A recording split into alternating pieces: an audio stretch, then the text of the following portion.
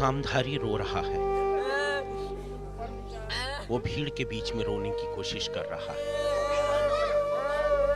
आंखों में आंसू नहीं है। आंसुओं से ज्यादा उसे कफन के दाम की फिक्र है। एक साथ 4-4 कफन चाहिए उसे। उसके 3 दुधमुहे बच्चे उसके सामने लाश बने पड़े हैं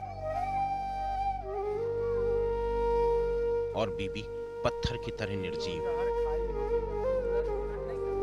उसे अकेला छोड़कर परलोक सिधार गई मीना। ये उसकी प्रीत ही थी कि परिवार पालने की सामधारी की बेबसी और लाचारी देख उसने अपने सपनों की कुर्बानी दे दी। इनके लिए 4 दिन पहले ही सामधारी रोटी कमाने गया था। देकर जाने के लिए उसके पास कुछ नहीं था। हौसले के सहारे खुद भी निकला था, लेकिन उसकी जवान बीबी का हौसला टूट गया। सबसे बड़ा सवाल यह है कि आखिर क्यों टूटी मीना। अपने मासूम बच्चों के मुंह का निवाला नहीं जुटा पाने की लाचारी ने उसे तोड़ दिया, क्योंकि उसका एक चरित्र था। अपनी जिम्मेदारी पूरी न कर पाने का अपराध बोध था।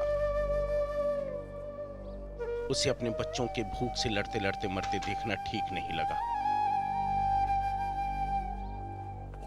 तिल तिल कर मौत के बजाय जहर खाकर मर जाना बेहतर समझा। लेकिन सियासत का कोई चरित्र नहीं होता। उसे अपनी जिम्मेदारी पूरी न कर पाने पर अपराध बोध भी नहीं होता।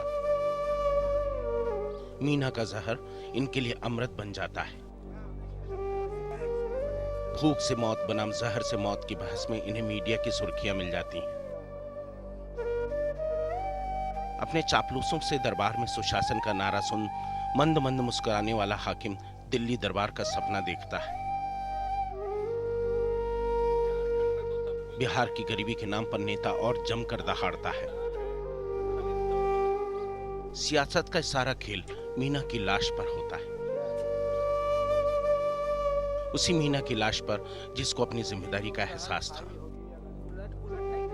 अपने कलेजे के टुकड़ों को अपने साथ ले जाने का फैसला लेने से पहले उस मीना पर क्या गुजरी होगी, इसका किसी को एहसास भी नहीं हो सकता।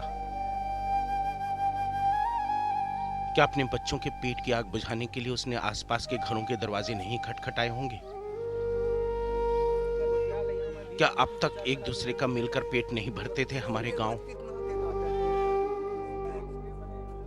लेकिन अब वो आपस में कुछ भी बांटने से लाचार हैं।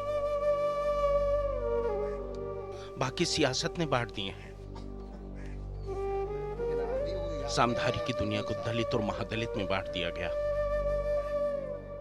एक टोला तेरी पार्टी का तो एक टोला मेरे दल का।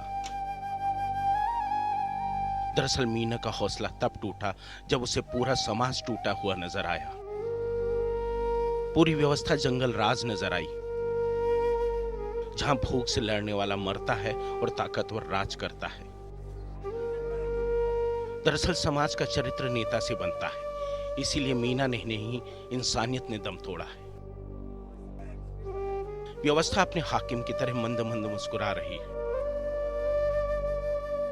मालिक के सामने हमेशा मुस्कुराने की आदत जो बन गई। हाकिम की कारिंदे नोट के बजाय एहसान गिना रहे हैं। सपनों की मौत के बाद इस दुनिया में निपट अकेला रह गया है सामधारी। इतनी भीड़ देख भौचक्का है। नोट गिनकर कफन के खर्च की उसकी फिक्र भी मिट गई। आज भी जिंदा है प्रेमचंद के गांव और पछाड़ खाकर मर रहे हैं प्रेमचंद के गांव। आज भी लोग हैं आलू और चूहे भून कर खाने को मजबूर, और चारों तरफ जी हुजूर जी हुजूर। आखिर हम कब तक कफन पहनाते रहेंगे इंसानियत को? कब मीना की तरह समझेंगे अपनी जिम्मेदारी? सबसे बड़ा सवाल यही है, और हमारा ये सवाल हाकिम सिर्फ तुमसे है, सिर्फ तुमसे।